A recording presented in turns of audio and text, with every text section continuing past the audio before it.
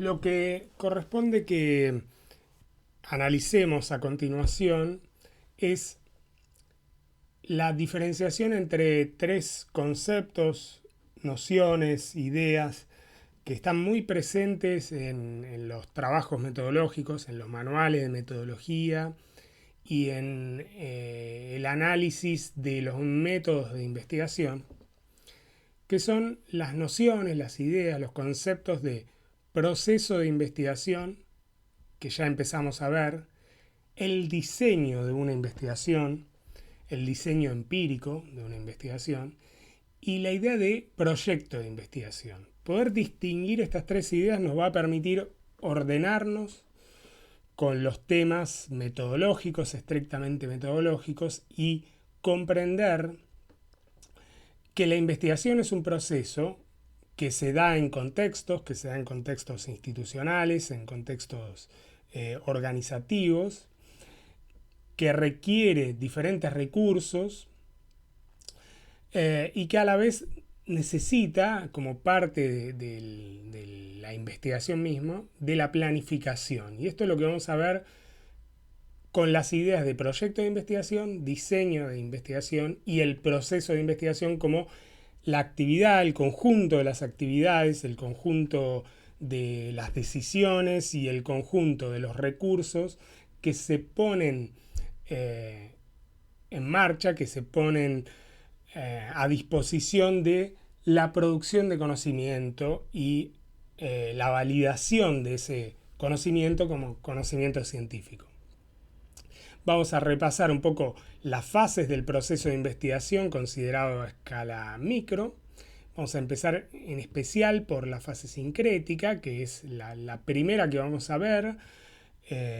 Y por último, vamos también a plantear, a presentar una definición de el concepto de objeto de investigación. Entonces, ya habíamos presentado los procesos de investigación considerados a escala micro, con el foco puesto en cada una de sus fases. Habíamos presentado este esquema general de tres fases: sincrética, analítica y sintética. Habíamos planteado el movimiento general que describe cada una de estas fases, como en la fase sincrética se pasa de las intuiciones, las ideas tradicionales iniciales que los investigadores pueden tener, las discusiones teóricas, a la conceptualización, pero a la conceptualización de un objeto de investigación en particular para la propia investigación que se va a encarar. En la fase analítica, en cambio, dijimos que el movimiento de esta fase va de la operacionalización de los conceptos a su instrumentalización. Esto tiene que ver con definir mediante qué operaciones producir datos, captar los conceptos en el mundo real y mediante qué instrumentos realizar las operaciones que permiten producir los datos, producir la evidencia empírica. Y por último, en la fase sintética, una síntesis entre el componente teórico y el componente empírico de la investigación, que tiene que ver con sistematizar e interpretar la evidencia, los datos. Dijimos también que se puede pensar las relaciones entre las tres fases sucesivamente, empezando por la fase sincrética, pasando a la fase analítica y por último a la fase sintética. Y este va a ser el orden en que vamos a ver cada una de estas fases y sus componentes, pero no es el único orden posible. También hay relaciones directas entre la fase sincrética y la fase sintética, y además dijimos que en la realidad de la investigación siempre es posible ir y volver entre fases, pasar de la fase sincrética a la fase analítica, pero también pasar de la fase analítica a la fase sincrética, por ejemplo en las investigaciones en las que se trabaja con fuentes de datos secundarias, con datos producidos para otras investigaciones. Es posible empezar por el análisis de un objeto para recién después volver a la fase sincrética, si ustedes quieren, para definir un nuevo objeto con el que trabajar a partir de esos datos. Y asimismo, de la fase sintética, que tiene que ver con interpretar y sistematizar los datos producidos, siempre se puede volver a la fase sincrética, a redefinir el objeto de investigación, los problemas, las hipótesis, los objetivos de una investigación, redefinir conceptualmente la investigación, pero también se puede volver a la fase analítica para tomar nuevas decisiones acerca de cómo producir los datos. Entonces, el movimiento entre fases no es un movimiento lineal de avance irrestricto, sino que implica ir y volver entre fases, y esto es lo normal en toda investigación. Lo que nosotros vemos con el orden fase sincrética primero, fase analítica después y por último la fase sintética, no es más que un orden didáctico para presentar los conceptos que son conceptos nuevos para ustedes. El resultado de estas tres fases es, esto ya lo anticipamos, la producción de nuevos objetos de investigación. Pero veamos con un poco más de detalle cada una de estas fases y sus componentes. Yo los voy a mencionar rápidamente para hacer una presentación general. Son muchos conceptos, muchas definiciones, pero la idea es poder ordenarnos con estos conceptos para después trabajar con los puntos centrales de cada una de las fases en un proceso de investigación. Empecemos por la fase sincrética. Como dijimos, es un ordenamiento didáctico. Este es el orden en que hacemos la presentación de los conceptos, pero no necesariamente es el orden en que se da las fases en las investigaciones reales. En la fase sincrética, como bloque, como conjunto, vamos a poder identificar a los problemas de investigación y a las hipótesis de investigación, ¿no? Con estos conceptos, el de hipótesis fundamentalmente, empezamos a discutir qué es la ciencia, qué es el conocimiento científico, porque dijimos que el conocimiento científico tiene un carácter hipotético. Ahora, entre problemas e hipótesis definimos el eje central de esta fase sincrética. Los problemas en la investigación se plantean siempre como preguntas y las hipótesis son respuestas posibles a las preguntas de investigación, a los problemas de investigación. Ahora, estos problemas de investigación y estas hipótesis nunca se definen por revelación divina, por inspiración genial de los investigadores, sino que siempre son el resultado del trabajo con un objeto de investigación definido conceptualmente y en función de unos objetivos de investigación, lo que se quiere producir en la investigación. Esto le da un sentido al movimiento de pasar de las intuiciones, de las tradiciones, de las reflexiones y los debates teóricos a la definición teórica general de un objeto de investigación. Como resultado de la fase sincrética, esta es una noción que conviene que tengamos presente, es lo que vamos a obtener a partir del trabajo que hagamos con estos elementos en la fase sincrética, será un esquema de investigación. ¿Qué entendemos por esquema de investigación? Un conjunto de definiciones iniciales, teóricas, a partir de las cuales se establece cuál será la dirección que cada investigación va a tener. ¿Cuál será la dirección en términos del conocimiento que se quiere producir, de los problemas que se quieren resolver, de las maneras generales en que se los va a resolver? Este es el resultado del esquema de investigación de la fase sincrética. Pasemos ahora entonces a la fase analítica, la segunda de las fases que presentamos en este recorrido didáctico. La fase analítica, como su nombre lo indica, y si se quiere, por el contrario a lo que es la fase sincrética, el término sincrético implica reunir cosas diferentes, mientras que el término analítico implica separar cosas que forman parte de algo, un objeto de investigación. Separar las partes del objeto para analizarlos, para comprender sus características, sus relaciones. Este es el movimiento general de la fase analítica. La tenemos como un bloque. La fase analítica va de las operacionalizaciones a las instrumentalizaciones. A partir de la idea de matrices de datos, este va a ser un concepto importante en la materia, tiene que ver con la estructura de la información que vamos a producir, de los datos que vamos a producir a lo largo de la investigación.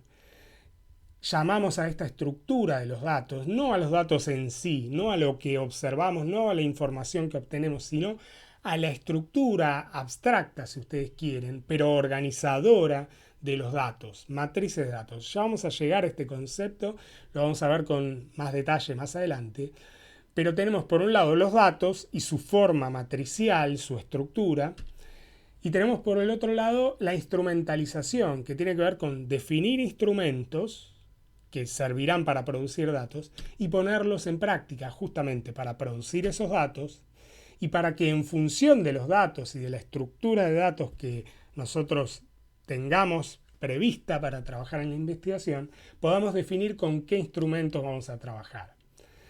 Ahora, esta relación entre matrices de datos, la estructura de los datos y los instrumentos que vamos a usar para producir los datos, no es una relación que se da en abstracto, se da en función de las hipótesis que ya definimos en la fase sincrética, pero pensadas ahora como hipótesis de trabajo, como hipótesis concretas, hipótesis que se puedan observar directamente en el mundo empírico, a través de la producción de datos en el campo, ¿no? Donde vamos a conocer a nuestro objeto, a enfrentarlo. Entonces, en función de las hipótesis de trabajo expresadas con lenguaje empírico, vamos a definir una matriz de datos, un sistema de matrices de datos, ya lo vamos a ver esto, y unos instrumentos para producir esos datos. Y como resultado vamos a obtener los datos concretos, los datos que nos hablen del objeto de investigación, de la realidad del mundo empírico. Son muchos conceptos, pero vamos a ver que tienen una lógica todos estos conceptos interrelacionados. El resultado de la fase analítica será un diseño empírico.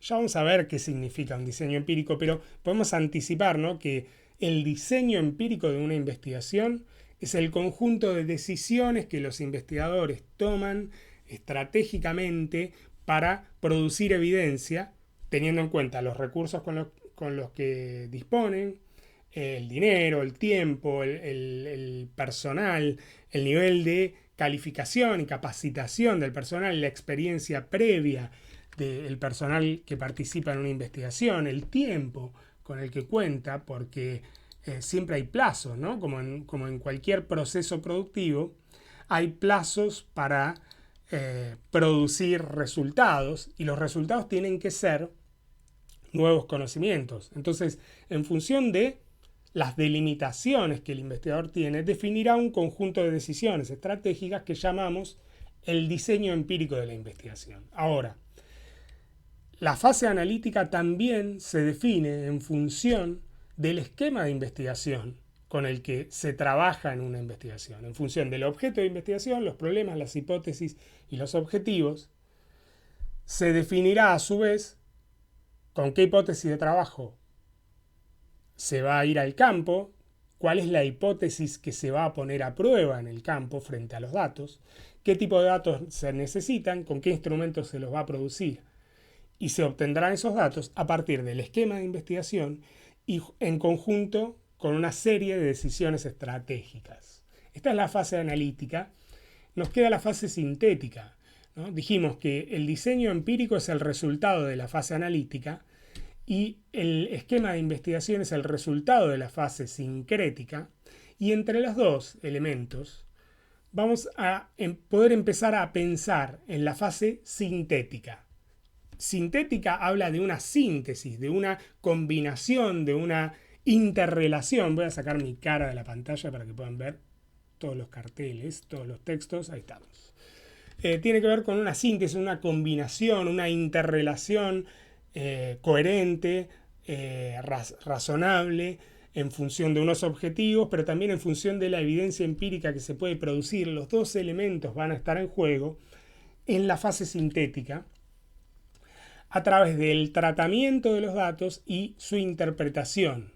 La interpretación que se hace de los datos una vez organizados, una vez depurados, limpiados, corregidos los errores, procesados los datos en una base de datos probablemente, y se trabaja con medios informáticos, nos permitirá hacer una interpretación de los datos ya tratados, ya organizados, y el tratamiento nos habilitará a hacer una interpretación de los datos ya producidos, de la evidencia empírica producida. De la misma manera que con las fases anteriores, tenemos que pensar que ese tratamiento, esa interpretación se hará en función de los resultados. Los que eran datos en la fase analítica pasan a ser resultados de investigación, evidencia empírica resultante del proceso de investigación. Y se va a obtener como resultado de la fase sintética las conclusiones del estudio, de la investigación, que tendrán que ver con poner a prueba las hipótesis, con comprobar si se alcanzaron los objetivos de investigación, en qué medida, qué se obtuvo, qué nueva información, nuevo conocimiento se obtuvo. Y como resultado, esto es algo que plantea Roxana Inoue en sus textos, se obtendrá un nuevo objeto, y yo quiero enfatizar que un nuevo objeto implica siempre nuevos interrogantes, nuevos problemas de investigación posibles. Entonces, como resultado, acá tenemos en pantalla las tres fases interrelacionadas, y lo que vemos es que las tres fases están relacionadas entre sí, cada una con las otras dos, y que no hay una dirección unívoca lineal entre las fases, sino que se puede avanzar y retroceder entre ellas, y que los componentes de cada una de las tres fases están interrelacionados. Sé que este esquema presenta a lo mejor muchas nociones, muchos conceptos todos juntos, de golpe. Es como un baldazo de metodología para quien sea que esté escuchando, viendo este video. Lo cierto es que poder presentarlos así, en este esquema de tres fases, nos va a facilitar ubicar cada uno de estos elementos que son centrales en una materia como metodología, y comprender sus relaciones y comprender que no son elementos aislados de los demás, sino que todos están interrelacionados. Pero nos falta algo acá, ¿no? Si bien en la fase sincrética tenemos los modelos teóricos de la investigación,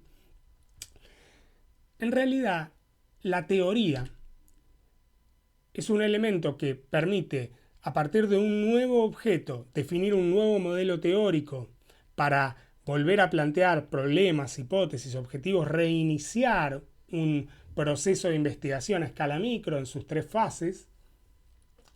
Por un lado esto, pero por otro lado, a los modelos teóricos conviene ubicarlos en el centro de este esquema. ¿Por qué?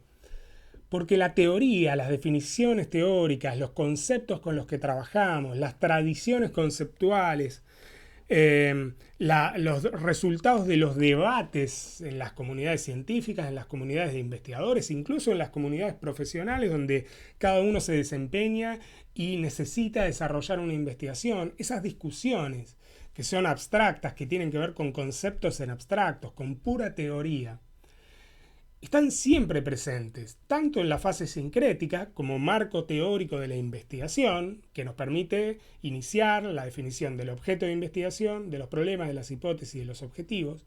Yo había puesto antes, en lugar de los modelos teóricos, los objetos de investigación, porque definir un objeto de investigación, como vamos a ver, implica definir un modelo teórico. Esto lo vamos a ver más claramente adelante. Pero entonces aquí tenemos explícitamente a la teoría. Pero también los modelos teóricos van a ser un plano que abarque la definición de la estructura de datos con la que vamos a trabajar, el diseño empírico del objeto, las matrices de datos y los instrumentos con los que vamos a trabajar. Y a la vez, los modelos teóricos van a guiar el tratamiento que hagamos de los datos producidos, de los resultados, y la interpretación de esos datos para entender qué sentido tienen los datos producidos, la evidencia. Porque lo cierto es que sin un modelo teórico, sin una idea de teoría que nos señale la relevancia, la importancia de los datos, sería imposible poder interpretar nuevos datos, poder entender, interpretar nueva información.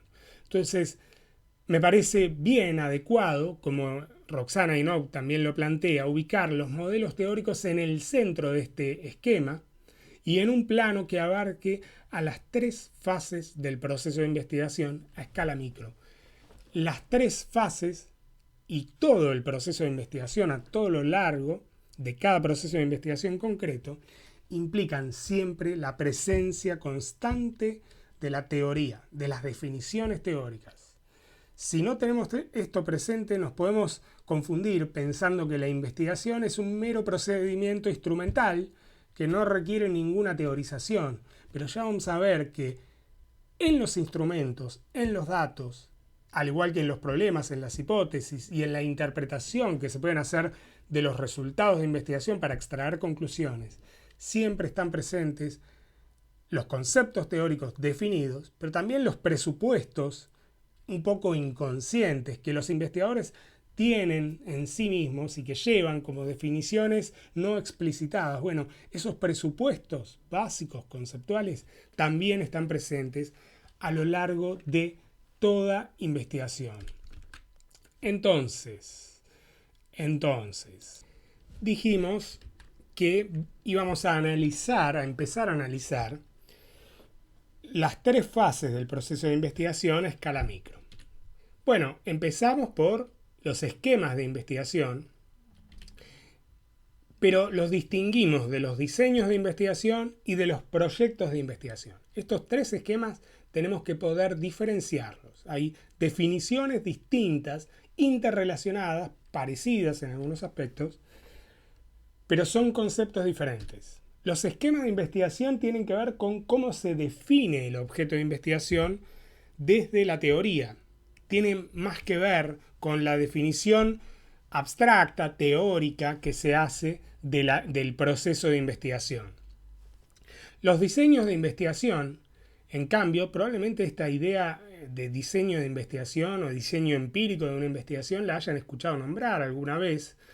Tiene que ver con las estrategias empíricas para aprender, para tomar el objeto en el mundo real y poder aprender, incorporar en el propio pensamiento las características de ese objeto, producir evidencias para contrastar las hipótesis.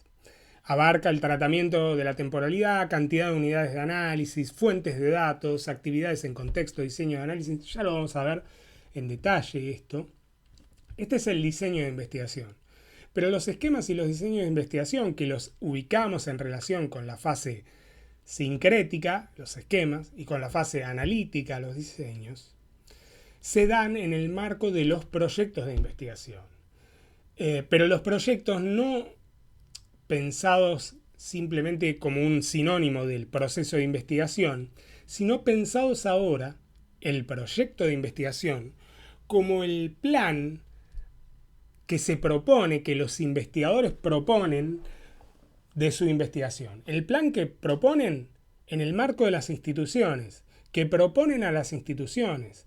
Cuando un profesional investigador tiene que presentar un proyecto de investigación, lo que presenta, tiene que presentar en la institución que lo financia, para la cual trabaja el CONICET, la Agencia Nacional de Investigaciones, una universidad, un instituto de formación, un gobierno local, lo que sea, una empresa, ¿por qué no? También en el desarrollo de tareas profesionales, los profesionales de la administración, los profesionales técnicos, los profesionales de desarrollo para una empresa de mercado, industrial o comercial, la que sea, también probablemente cuando se proponen desarrollar una investigación y necesitan financiamiento y necesitan aprobación por parte de sus instituciones, necesitan presentar el proyecto de investigación, que no es otra cosa que el documento escrito en el que, con determinadas pautas formales, determinados criterios y determinado lenguaje que faciliten la evaluación, presentará el esquema de investigación propuesto y el diseño de investigación propuesto, y si es necesario un presupuesto, los recursos requeridos que tienen que ver con cómo se define el diseño de investigación, los tiempos que va a manejar, los recursos en términos de tiempo, el personal que se necesita. El proyecto de investigación, este documento, así definido por Juan Zamaja, esta es una idea muy original de Zamaja, ¿no? Entender el proyecto no ya como un sinónimo de un proceso de investigación, sino como un documento que se evalúa en el marco de las instituciones. Esta idea nos demuestra una vez más que toda investigación se da siempre en un marco institucional, dentro de las instituciones, dentro de las organizaciones sociales, económicas, políticas, del Estado, públicas, ¿no? O privadas también, ¿por qué no? Eso es el proyecto de investigación, el documento en el que los investigadores proponen su plan de investigación y hacen explícito, de manera formal, clara, precisa, el esquema de investigación que quieren poner en marcha y el diseño de investigaciones, el diseño empírico de la investigación que quieren desarrollar, llevar adelante. Es muy importante tener presente estas definiciones. Con ellas podemos empezar a analizar, ahora sí, la fase sincrética y empezar por el eje central, que es el eje que relaciona los problemas de investigación, que son preguntas referidas a un conocimiento que falta, y las hipótesis, que son una respuesta posible a estas preguntas. Ahora, momento, ¿no? Son preguntas referidas a un conocimiento que falta y también las hipótesis se tienen que entender, las podemos entender como una respuesta posible, aunque no comprobada, para estos problemas de investigación. Ahora, ¿sobre qué? ¿No? Preguntas referidas a un conocimiento que falta acerca de qué cosas. O una respuesta posible a esas preguntas referida a qué cosas, ¿no? Referida a qué elementos. Bueno, el elemento es el objeto de investigación. Entonces, para cerrar con estos conceptos iniciales, vamos a presentar una definición del concepto de objeto. El objeto de investigación tiene que ver con la realidad que se quiere conocer en una investigación, ¿no? Pero la realidad que se quiere conocer, si no la definimos conceptualmente y no establecemos cómo vamos a aprenderla, a conocerla en la práctica, en el mundo empírico, voy a correr mi cara de vuelta, si no establecemos cómo nos proponemos conocerla, producir la evidencia en el mundo empírico, va a ser difícil que podamos distinguir algo dentro de la totalidad de la realidad. La realidad que se quiere conocer puede ser una totalidad indiferenciada, imposible de distinguir de cualquier otra cosa. Entonces, vamos a necesitar especificar, dentro de la realidad que se quieren conocer, hechos, cosas, eventos, situaciones, acontecimientos, procesos que son de nuestro interés.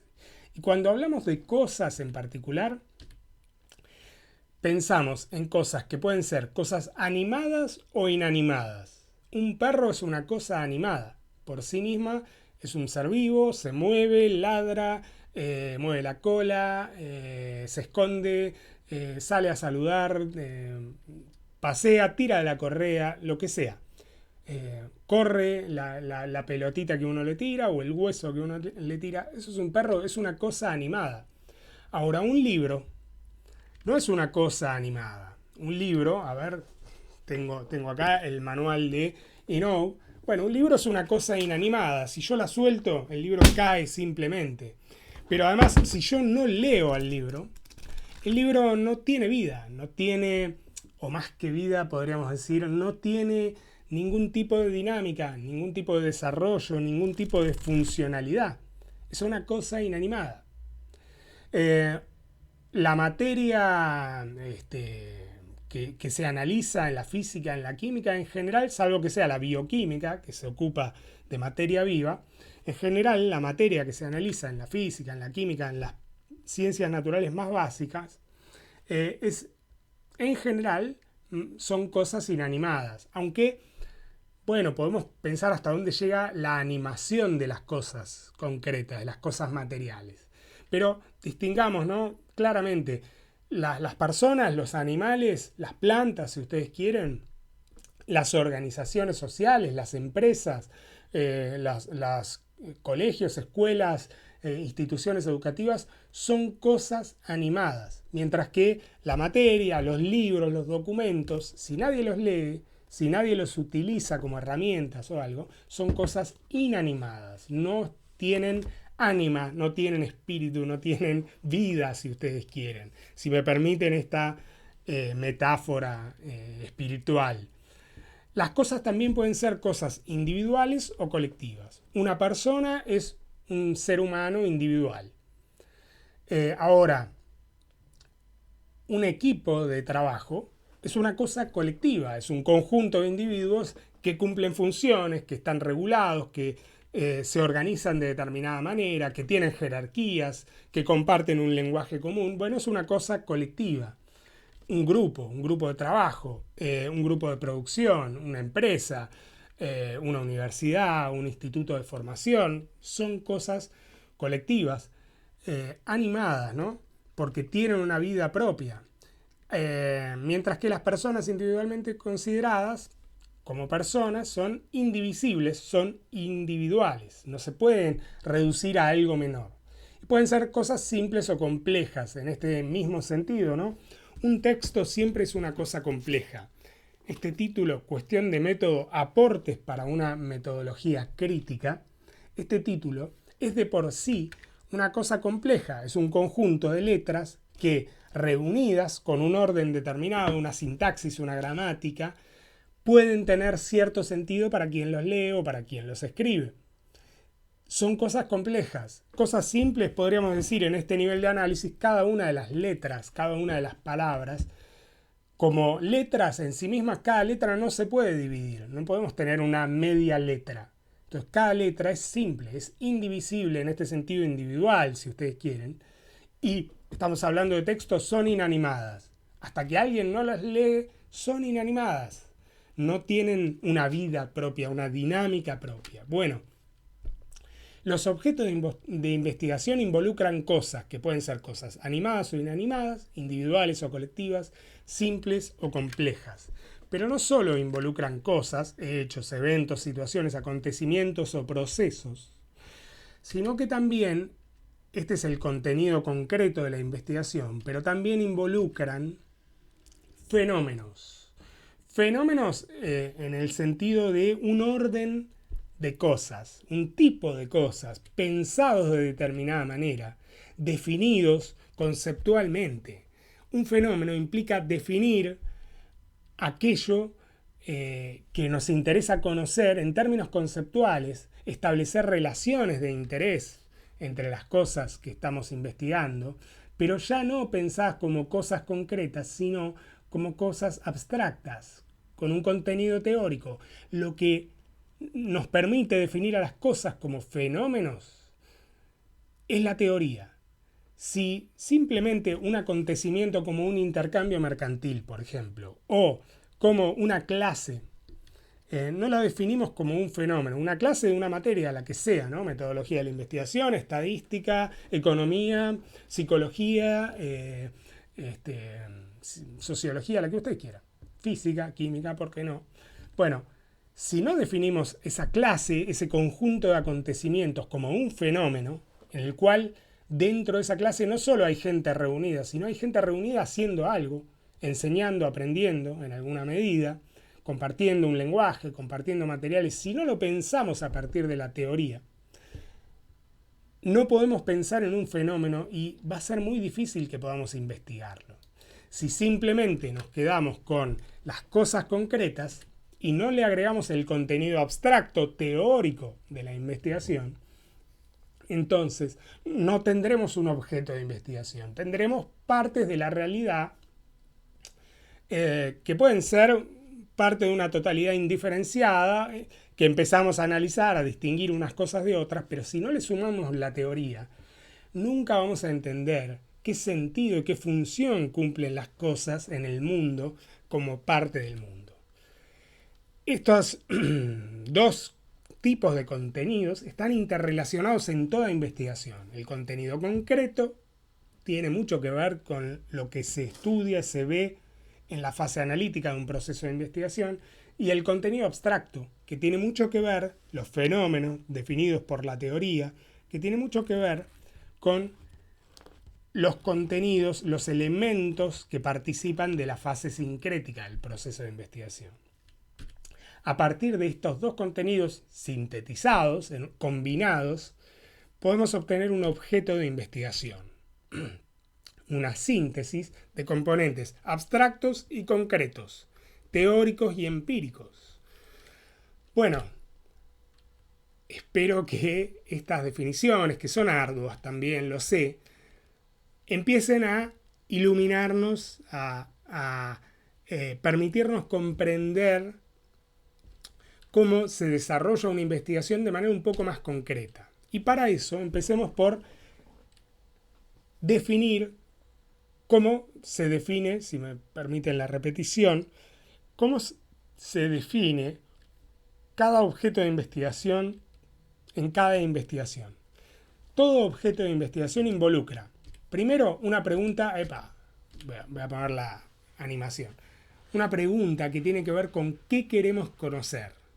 La respuesta a esta pregunta, ¿qué es lo que queremos conocer?, se da en términos teóricos, mencionando los fenómenos definidos desde una perspectiva teórica determinada, desde un punto de vista, una tradición teórica, a partir de los debates en las comunidades científicas, profesionales, en las comunidades de los investigadores.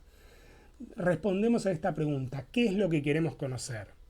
No se puede decir qué es lo que queremos conocer y mencionar algo concreto que no tenga ninguna carga teórica. Siempre hay una carga teórica cuando estamos pensando en un objeto.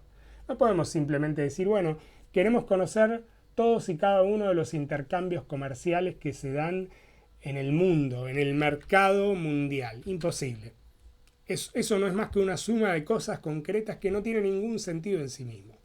Pero si en cambio todos y cada uno de los intercambios comerciales lo pensamos desde nuestra perspectiva teórica, una perspectiva clásica o neoclásica, como el determinante de la riqueza de las naciones, parafraseando a Adam Smith, ¿no?, que no sería, sobre todo para los neoclásicos, más que la suma de operaciones individuales en el mercado. Entonces, ya con esa definición del fenómeno, lo que queremos es conocer la dinámica microeconómica del mercado mundial, o un mercado nacional, o un mercado regional, el que sea. Entonces ahí ya le estamos dando un contenido conceptual a la definición del objeto. Insisto, fíjense que no es lo mismo para definir o responder a esta pregunta, ¿qué se quiere conocer?, mencionando un cúmulo, una suma de cosas singulares, como si uno dijera, bueno, quiero conocer, por ejemplo, los ingresos de todas y cada una de las personas que tienen ingresos. Ya de por sí estoy usando conceptos para hablar de ingresos. ¿Qué son los ingresos? Del dinero que entra ¿a dónde? Bueno, a la posesión de una persona, a la propiedad de una persona. Bueno, fenómeno. Ya estoy usando categorías, pero bueno, quiero conocer los ingresos que tienen cada una de las personas singularmente. Eso no es más que un cúmulo de situaciones, hechos singulares, individualísimos. En realidad, para poder definir un objeto, lo que necesitamos es sumarle un concepto. Decir, bueno, ingresos como remuneración que se obtiene a partir de un trabajo, de una actividad profesional o de la propiedad de un determinado capital y su inversión. Entonces ahí ya empezamos a hablar con conceptos de fenómenos definidos desde una perspectiva teórica. Ahora, para poder definir un objeto de investigación, además de definir los fenómenos, necesitamos definir en qué cosas o en quiénes se encarnan estos fenómenos. Es decir, los ingresos, bueno, los ingresos de quiénes o de qué estados, de qué instituciones, de qué empresas, los ingresos. Si no le damos una respuesta a esta pregunta acerca de en qué cosas o en quiénes se encarna el fenómeno de los ingresos, es imposible pensar en los ingresos como parte de un objeto de investigación. Los conceptos son siempre conceptos que se encarnan, que tienen lugar, se ponen de manifiesto en cosas concretas, personas, instituciones, cosas individuales, colectivas, cosas animadas o inanimadas, en documentos, ¿por qué no? Puede ser. ¿Qué más necesitamos para definir un objeto de investigación? Bueno, delimitar espacialmente ese objeto. ¿Dónde se da este fenómeno? Una ubicación espacial, geográfica, geopolítica, institucional. Entonces podemos pensar, bueno, los ingresos que tienen las personas que trabajan en determinada actividad, Y entonces ahí ya estamos en determinada actividad, en determinado país, en determinada región, estamos dándole una ubicación espacial, geográfica, geopolítica, institucional, que nos permite definir un objeto de investigación y además necesitamos darle una definición en términos de tiempo, una ubicación temporal, cronológica. Tenemos que poder decir los ingresos de quienes, de las personas que trabajan en determinada actividad, por ejemplo, que son empleados de comercio, ¿por qué no? Que son docentes, que son estudiantes, ¿por qué no? Bueno, estudiantes, aunque no estén trabajando como estudiantes, ¿qué ingresos tienen los estudiantes de determinada universidad, determinado centro de formación, determinado instituto de formación? Ahí ya estamos pensando en un fenómeno, los ingresos, encarnado en una población determinada, en un lugar, Buenos Aires, ¿por qué no? La ciudad de Buenos Aires, el Gran Buenos Aires, Argentina como país, según la escala en la que queramos hacer el análisis, haremos una definición espacial determinada. ¿Y cuándo? Tenemos que decir en qué momento, porque no es lo mismo la naturaleza de estas realidades que queremos investigar en la actualidad, cuando estamos apenas saliendo con suerte de la pandemia, o antes del ingreso a la pandemia, o hace 10 años, o hace 20 años, o hace 70 años. Hay diferencias que se deben a una dimensión histórica, temporal, cronológica. Entonces, para tener un objeto de investigación definido, necesitamos definir estas 4 determinaciones del objeto. Vamos a terminar con esto analizando algunos ejemplos en directo. Algunos ejemplos más, ¿no? Estos que yo planteé son apenas unos ejemplos iniciales, pero estos que vemos hoy son los conceptos centrales que nos van a guiar a lo largo de toda la materia. Entonces hay que prestarles atención, es un video largo, son muchos conceptos, pero no desesperarse. Creo que traté de hacer la presentación más clara, precisa y dando algunos pequeños ejemplos, aproximando algunas ideas. Me parece que no van a tener problemas en comprender estos conceptos. Los dejo entonces con la foto de Aníbal Troilo y si tienen dudas, me escriben.